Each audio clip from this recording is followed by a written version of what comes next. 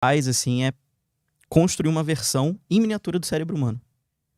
Como que faz isso? Como que faz isso? Eu vou chegar nesse ponto.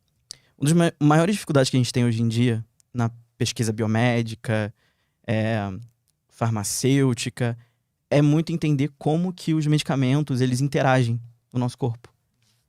Porque eu não sei se as pessoas às vezes não sabem dessa informação, mas você pode ter uma doença, você pode ter pessoas super parecidas, idade, peso, sexo, com a mesma doença. E aí você tem ali 3 medicamentos.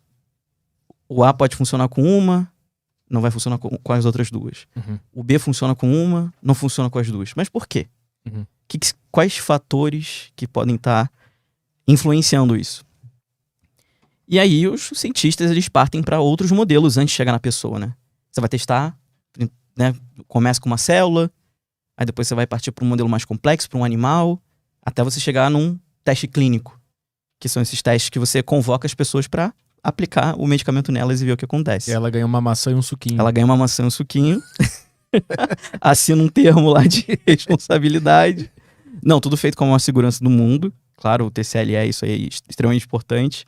Só que existem hoje técnicas que você consegue, antes de você testar numa pessoa, antes de você testar no animal, você tem como simular aquele cérebro, que a gente chama de minicérebro. E a gente começa isso a partir de um tipo de célula, uma célula-tronco. A célula-tronco, para quem não está familiarizado, é uma célula do nosso corpo que ela tem várias características muito interessantes. Mas uma das principais dela, de um tipo de célula-tronco, é que ela pode se tornar o que ela quiser. O que ela quiser no seu corpo. É tipo uma carta coringa. Carta coringa, exato. Então, quando a gente está se desenvolvendo, a gente já foi um pacotinho dessas células, que a gente chama de células-tronco embrionárias.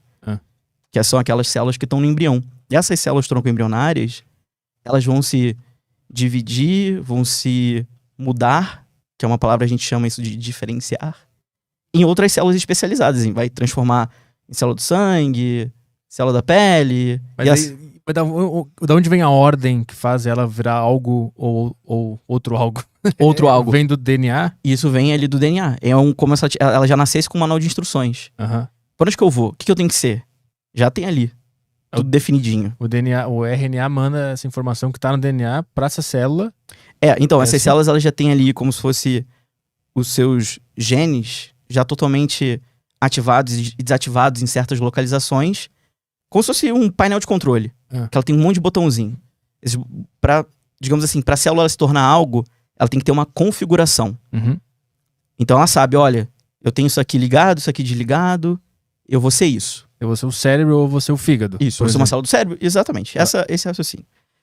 Essa célula tronco embrionária, que a gente, enfim, pode se tornar tudo que ela quiser, por que não transformar essa célula, tentar construir um cérebrozinho a partir dela?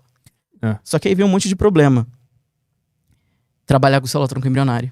Muita polêmica. Pois é, eu não sei exatamente o que é célula tronco, tá me explicando agora, e eu escuto muito falar que existe uma polêmica, mas eu não sei por que existe uma polêmica. Vou te explicar, eu vou falar agora a polêmica. Qual é a polêmica de você trabalhar com célula tronco embrionária? Né, do tipo humana. É aquela velha história de quando que a vida começa. Uhum. Porque pra você ter uma célula tronco embrionária, você precisa de um embrião.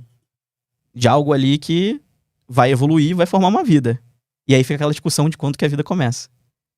Quando é que a vida começa? A partir de qual dia? Uhum. A partir de qual momento? E aí você tem que destruir ele pra você obter essas células.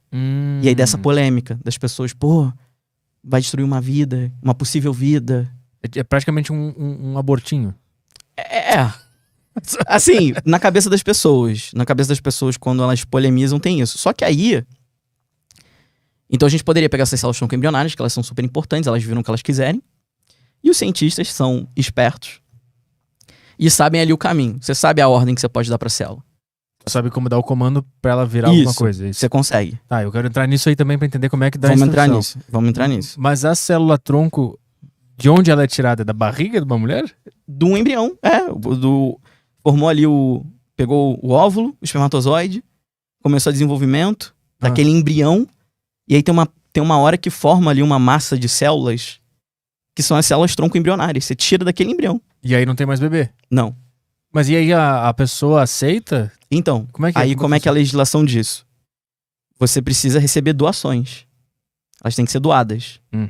No caso das células embrionárias de seres humanos, por exemplo. Tem que ser doada. Então, digamos assim, uma mulher que congelou embriões e não vai usar mais eles. Ela pode doar para pesquisa.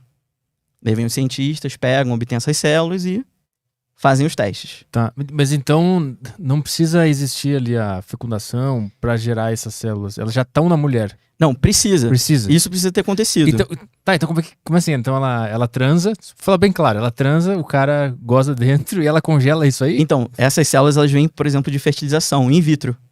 Ah, tá. Que não precisou, você pode ter feito isso no laboratório. Tá. Pô, é muita coisa pra minha cabeça. É muita coisa, mas aí a gente vai... enfim, mas a gente vai decupando isso.